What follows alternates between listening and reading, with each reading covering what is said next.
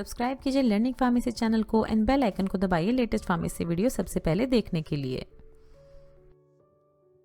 आज की इस वीडियो में हम कवर करेंगे एनाटॉमी एंड फिजियोलॉजी चैप्टर 9.3, जिसमें हम देखेंगे द ब्रेन। बहुत ही इंपॉर्टेंट टॉपिक है। देखिए ब्रेन किस तरह से आपका काम करता है, how it works and the reason behind are emotions, anxiety and anger. हमारे जितने भी इमोशंस होते हैं, हम हैप्पी होते हैं, हम सैड होते हैं, हमारी एंजाइटीज़ और हमारे एंगर के रीज़न क्या है, क्यों आते हैं हमें, और किस तरह से उनको कंट्रोल कर सकते हैं, उनका एक ब्रीफ फॉर्म में आपको बताया जाएगा इस वीडियो में। प्लीज़ एंड तक ज़रूर देखें वीडियो को, बहुत कुछ नया सीखने को मिलेगा आपको इस वीडियो से।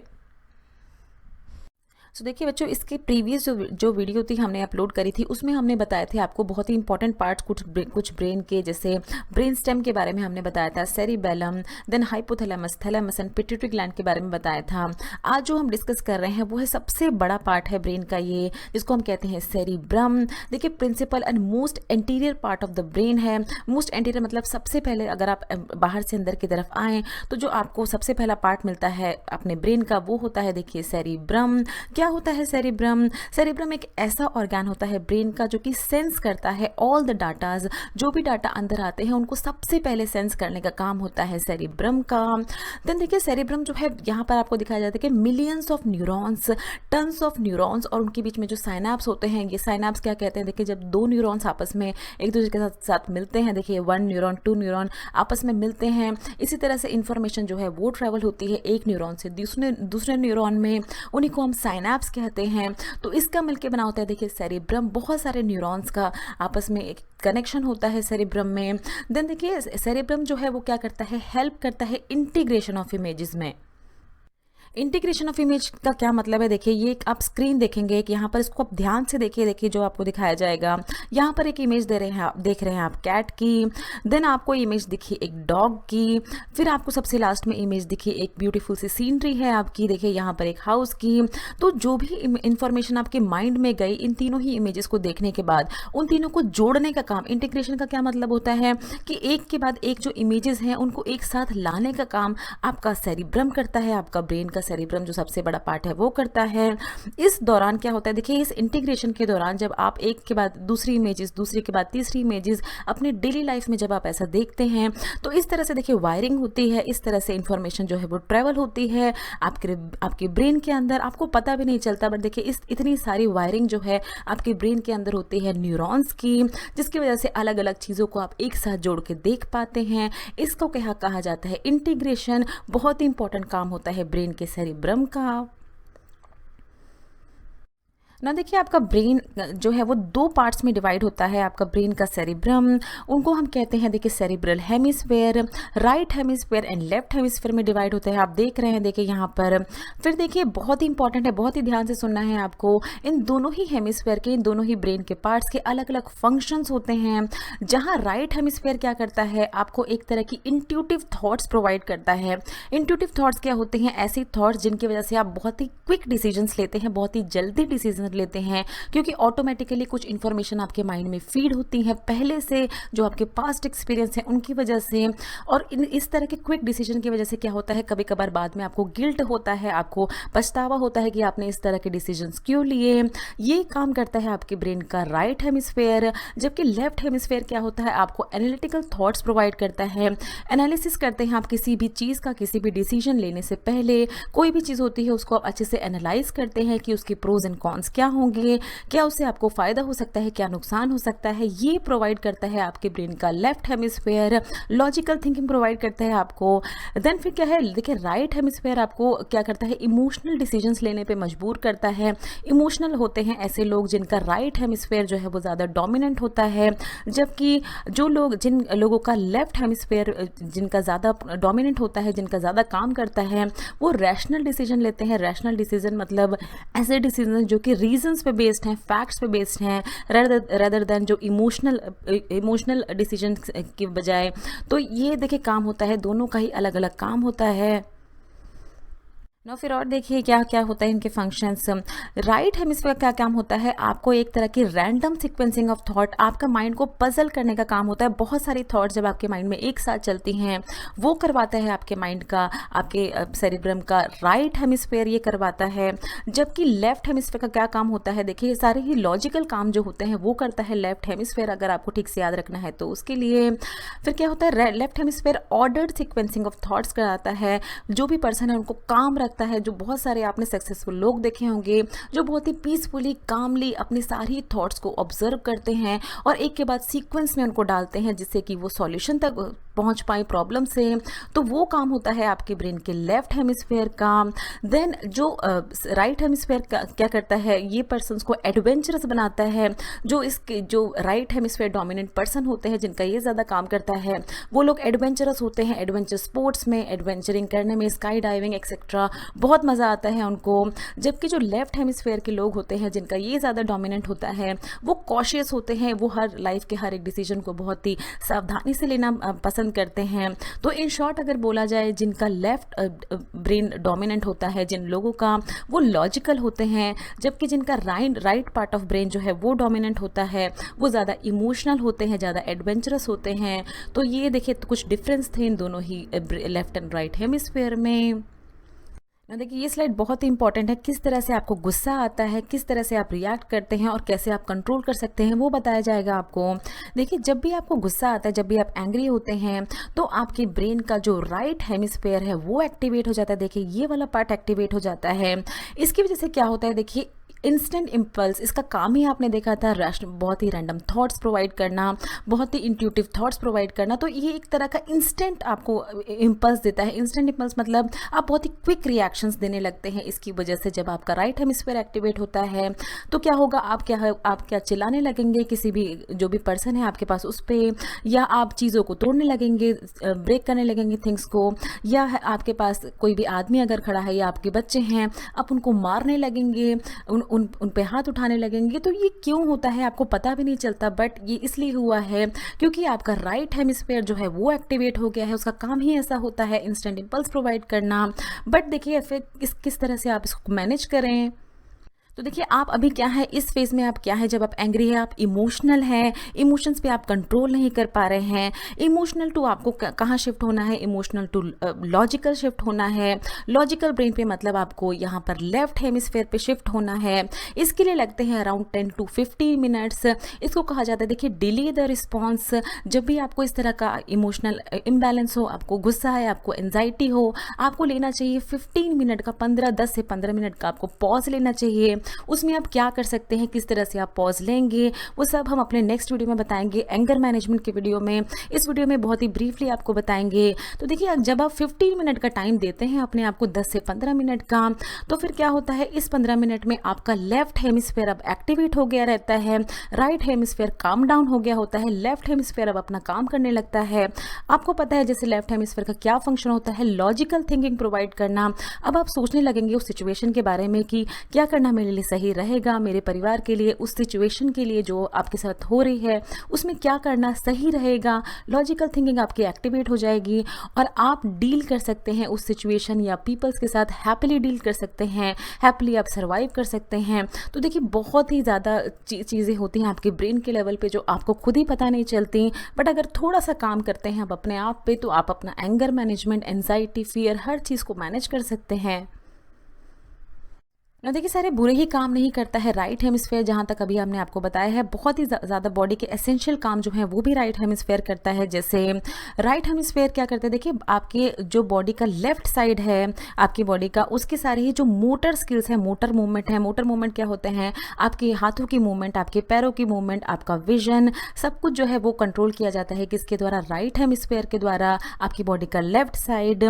और वाइस वर्सा होता है, देखिए आपकी बॉडी का राइट साइड जो है वो वो कंट्रोल किया जाता है लेफ्ट हेमिस्फेयर के द्वारा। यहाँ पर आप देख रहे हैं, देखिए पर्पल्स में लेफ्ट हेमिस्फेयर है, पर्पल में आपकी बॉडी का राइट साइड है। तो ये दोनों आपस में कनेक्टेड होते हैं, सारे ही फंक्शन जो है आपस में कनेक्टेड होते हैं इनके, और राइट का कनेक्ट होता है लेफ्ट से। ये क्रॉस कनेक्शन आपको याद रखना है। इसीलिए जब भी आपके, मान लीजिए आपके ब्रेन, किसी भी पर्सन के ब्रेन की अगर राइट साइड पे कोई इंजरी होती है तो उसके जो मोटर स्किल्स होते हैं लेफ्ट साइड उसकी बॉडी अफेक्ट होती है, और एंड वाइस वर्सा अगर उसके ब्रेन के लेफ्ट हेमिस्फेयर पे कोई किसी तरह की चोट, किसी तरह की इंजरी आई होती है पास्ट में, तो उसकी जो राइट साइड की मोटर एक्टिविटीज़ होती हैं, हाथों की मूवमेंट, पैरों की मूवमेंट, वो अफेक्ट होती है ना। देखिए किस तरह से आपका ब्रेन का दायां और बायां हिस्सा आपको करियर डिसाइड करने में हेल्प कर सकता है, वो देखेंगे हम। देखिए जो राइट हेमिस्फीयर डोमिनेंट पर्सन होते हैं, जिनका ये ज़्यादा एक्टिवेट होता है, वो लोग जो है वो बहुत ज़्यादा क्रिएटिव होते हैं। क्रिएटिविटी, राइटिंग स्किल्स, जो गायक होते हैं, जो लिखते हैं, राइटर्स होते हैं, ये सब बहुत ज़्यादा होता है। डायरेक्टर्स होते हैं, वो उनको बहुत ज़्यादा क्रिएटिविटी होती है उन लोगों में, इस राइट हेमिस्फीयर डोमिनेंट पीपल्स में। एंड जिनका लेफ्ट हेमिस्फीयर डोमिनेंट होता है वो बहुत अच्छे से डील कर पाते हैं मैथ्स, रीजनिंग, साइंटिफिक चीज़ें जो होती हैं, जो मोस्टली साइंटिस्ट होते हैं, उनका लेफ्ट हेमिस्फीयर बहुत ही डोमिनेंट होता है लॉजिकल सोचने के लिए। फिर जो राइट हेमिस्फीयर डोमिनेंट लोग होते हैं वो आर्ट्स, कल्चर, म्यूज़िक, डांसिंग और बहुत सारी जो एक्स्ट्रा करिकुलर एक्टिविटीज़ होती हैं उनमें बहुत ही ज़्यादा पार्टिसिपेट करते हैं, बहुत अच्छे होते हैं उनमें। जबकि जो लेफ्ट हेमिस्फीयर डोमिनेंट लोग होते हैं, जिनका ये डोमिनेंट होता है, वो साइंटिफिक, एनालिटिकल एक्टिविटीज़ जो होती हैं, साइंस से रिलेटेड, टेक्नोलॉजी से रिलेटेड, उसमें बहुत अच्छा परफॉर्म करते हैं।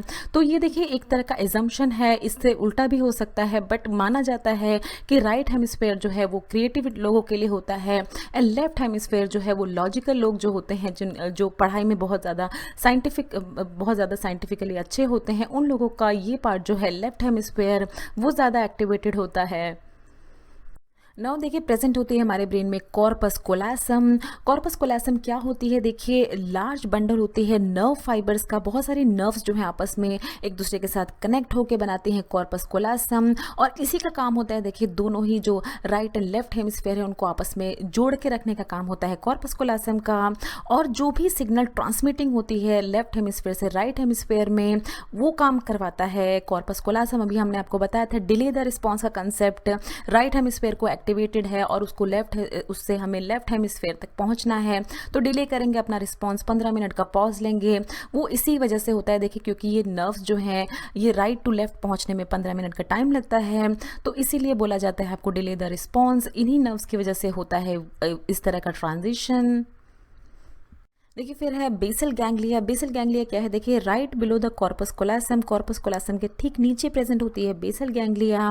फंक्शन क्या होते हैं आपकी बॉडी के? बहुत इंपॉर्टेंट है। देखिए आपकी बॉडी के जितने भी वॉलंटरी मोटर बिहेवियर्स हैं, वॉलंटरी मोटर बिहेवियर जो आपके कंट्रोल में आप करते हैं, जैसे देखिए आपका चलना, आपका जो जंप करना, साइकिलिंग करना, वेट लिफ्टिंग करना, एक्सरसाइज करना, देखिए standing, walking, running, jumping, lifting, कुछ भी जो आप करते हैं मोटर बिहेवियर्स, वो करवाता है आपके ब्रेन का बेसल गैंग्लिया। सो बहुत इंपॉर्टेंट है वॉलंटरी बिहेवियर्स को कंट्रोल करने के लिए। ना देखिए बात करेंगे सेरिब्रल कॉर्टेक्स की। तो जैसे देखिए हमने आपको बताया था कि सेरिब्रम जो है आपके ब्रेन का सबसे लार्जेस्ट पार्ट होता है। तो सेरिब्रल कॉर्टेक्स क्या होती है? ये होती है कवरिंग ऑफ सेरिब्रम। देखिए ये क्या है? आपका सेरिब्रम है, तो इसकी ये कवरिंग जो है, देखिए यहाँ पर आउटर कवरिंग होती है सेरिब्रल कॉर्टेक्स की, आउटर लेयर होती है सेरिब्रम की ये। फिर सेरिब्रल कॉर्टेक्स जो है देखिए बना होता है 4 लोब्स का मिलकर बना होता है, frontal lobe, parietal lobe, occipital lobe and temporal lobe यहाँ पर होता है। देखिए क्या क्या फंक्शंस होते हैं, बहुत इंपॉर्टेंट है, वो अभी हम डिस्कस करेंगे। ये जो सेरिब्रल कॉर्टेक्स है ये मोस्टली इन्वॉल्व होता है आपकी ब्रेन की कॉन्शियसनेस को मेंटेन करने के लिए, आपको अलर्टनेस के लिए जो मेनली रिस्पॉन्सिबल होता है आपका ऑर्गन, वो होता है सेरिब्रल कॉर्टेक्स। सो ये देखिए आपका सेरिब्रल कॉर्टेक्स है। इसका ये देखिए यहाँ पर आपकी आइज प्रेजेंट है, आइज नोज यहाँ प्रेजेंट है, ये आपका सेरिबेलम है, छोटा दिमाग। यहाँ से हम शुरू करेंगे। सबसे पहला जो पार्ट होता है सेरिब्रल कॉर्टेक्स का वो होता है फ्रंटल लोब, फ्रंट में प्रेजेंट होता है इसका। फिर क्या होता है? देखिए दूसरा पार्ट जो है वो होता है पैराइटल लोब, यहाँ प्रेजेंट होता है। देन थर्ड होता है ऑसिपिटल लोब, यहाँ प्रेजेंट होता है। एंड देन फोर्थ होता है टेम्पोरल लोब, जो कि यहाँ प्रेजेंट होता है। फ्रंटल लोब क्या होता है? देखिए ये आपके ब्रेन का एग्जीक्यूटिव होता होता है, जो एक तरह का बॉस होता है आपके पूरे ही ब्रेन का। जितने भी इमोशनल कंट्रोल्स होते हैं, आप दुखी होते हैं, आप खुश होते हैं, आप एक्साइटेड होते हैं, सभी कुछ जो है वो कंट्रोल करने का काम होता है सेरिब्रल कॉर्टेक्स का। आपने देखिए नोटिस किया होगा कि जब आप टेंशन में होते हैं या स्ट्रेस में होते हैं तो आपका सर जो है वो दर्द होने लगता है। ज़्यादातर जो आपके सर का ये बाहरी हिस्सा होता है, ये सबसे पहला हिस्सा जो होता है आपका जिसको आप सर कहते हैं, वो दुखने लगता है क्योंकि यहाँ की जो मसल्स हैं, यहाँ की जो नर्व्स हैं वो कंस्ट्रिक्ट हो गई हैं, सिकुड़ गई हैं आपस में, और इसी वजह से आपको सर दर्द की दिक्कत होने लगती है। क्यों होता है ये? क्योंकि फ्रंट लोब सारे ही इमोशनल कंट्रोल आपके इमोशनल कंट्रोल को देख रहा है। दैट इज़ वाई आपको यहाँ पर एक तरह का स्ट्रेस महसूस होने लगता है। देन दूसरा होता है पैराइटल लोब। पैराइटल लोब का क्या काम होता है? जितनी भी सेंसेशंस होती हैं, सेंसेशंस आपकी बॉडी में जो आपको महसूस होती हैं, कोई आपको छूता है या आप किसी चीज़ को टच करते हैं, वो सारी सेंसेशंस कराने का काम होता है पैराइटल लोब का। फिर ये क्या करता है? देखिए, dealing and reacting with your environment. आपके एनवायरनमेंट के अनुसार आपकी बॉडी को ढालता है। आप किसी चीज़ को छूते हैं, गर्म लगती है, आप जल्दी से अपना हाथ हटा लेते हैं। आपका किसी नुकीली चीज़ पे पैर पड़ता है और जल्दी से आप अपना पैर हटा लेते हैं। ये सारा काम कौन करवाता है? पैराइटल लोब आपको करवाता है सारी सेंसेशन रिलेटेड थिंग्स। देन फिर होता है हमारा ऑसिपिटल लोब। ऑसिपिटल लोब जो है वो बेसिकली डील करता है विजन से। आपके देखने की क्षमता जो होती है वो डिसाइड करता है occipital lobe. And then last में आता है टेम्पोरल लोब। यहाँ पर देख रहे हैं आप, टेम्पोरल लोब का क्या काम होता है? आपकी लैंग्वेज, हियरिंग एंड मेमोरी को देखने का काम। जो लैंग्वेज डेवलप होती है, जो बच्चों को बोला जाता है कि 2 से 3 लैंग्वेज बचपन में ही सिखा देनी चाहिए, क्योंकि बहुत ज़्यादा एक्टिवेट हो जाता है टेम्पोरल लोब उन लैंग्वेज को लर्न करने के लिए। हियरिंग के लिए आप जो सुनते हैं या आपकी जो मेमोरी, आप जो चीज़ें याद रखते हैं, वो टेम्पोरल लोब की वजह से होती है। सो देखिए, ये फंक्शंस होते हैं सेरिब्रल कॉर्टेक्स के अलग अलग लोब्स के। ना फिर देखते हैं, देखिए कोई भी आप जो डिसीजंस लेते हैं अपने माइंड में, वो किस तरह से आपके माइंड के लेवल पे होता है। हमारे माइंड में देखिए प्रेजेंट होता है सोमैटोसेंसरी कॉर्टेक्स, जो कहाँ प्रेजेंट होता है? देखिए पैराइटल लोब में प्रेजेंट होता है। और इसका काम क्या होता है? रिसीव करना और प्रोसेस करना कोई भी इंफॉर्मेशन को। मान लीजिए कोई पर्सन है जो कि कोई स्टार्टअप शुरू करना चाहता है, तो इन्फॉर्मेशन जितनी भी उसके पास होंगी उस स्टार्टअप से रिलेटेड, उसको रिसीव करेगा ये सोमैटोस्टैटिक कॉर्टेक्स, और उसको प्रोसेस करेगा अपने ही अंदर कि किस तरह से वो स्टार्टअप शुरू करना है। देन फिर आता है, फिर पार्ट प्ले करता है मोटर कॉर्टेक्स। मोटर कॉर्टेक्स जो है देखिए फ्रंटल लोब में प्रेजेंट है। ये क्या करेगा? अब उस जो भी इंफॉर्मेशन उसके पास प्रेजेंट है उस स्टार्टअप से रिलेटेड, उसके लिए प्लानिंग करेगा कि किस तरह से उसको हम प्लान कर सकते हैं, उस स्टार्टअप को वो प्लान कर सकता है, और फिर वो एग्जीक्यूट करेगा, अपने अलग अलग स्टेप्स लेगा उसको स्टार्ट करने के लिए। तो इस लेवल पे काम करता है। देखिए आपका ब्रेन, किस तरह से आप डिसीजन लेते हैं। गेट इन्फॉर्मेशन काम होता है सोमैटोस्टैटिक कॉर्टेक्स का। Then decide what to do, ये जो प्लानिंग एंड एग्जीक्यूशन का काम होता है किसका होता है? Send it out, planning execute करने का काम होता है मोटर कॉर्टेक्स का। इसी लेवल पे आपके ब्रेन में आप जो भी डिसीजन लेते हैं वो इसी वजह से होता है, इन 2 कॉर्टेक्स की वजह से मेनली होता है।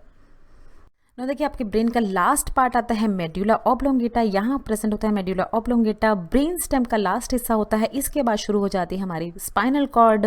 तो ये क्या होता है? देखिए ये हमारे, जैसे अभी ये बताया, लोएस्ट पार्ट होता है ब्रेन का। इसका फंक्शन क्या होता है? इसका काम होता है सिग्नल्स को ट्रांसमिट करना।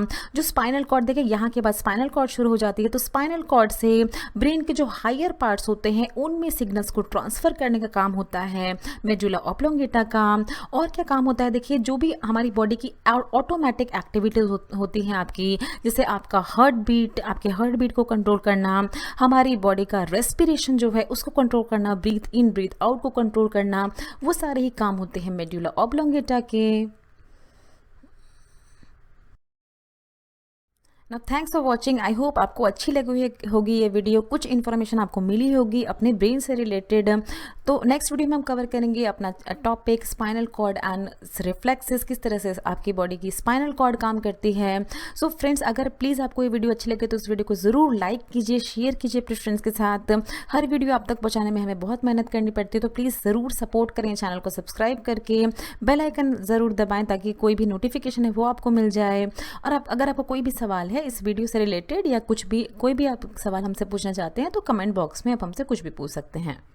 ये कुछ हमारे रिलेटेड वीडियोस के लिंक हैं जिन पे क्लिक करके आप उनको देख सकते हैं। दोस्तों, लर्निंग फार्मेसी पे आने के लिए और ये वीडियो देखने के लिए आपका बहुत बहुत शुक्रिया। मिलते हैं अगले वीडियो में।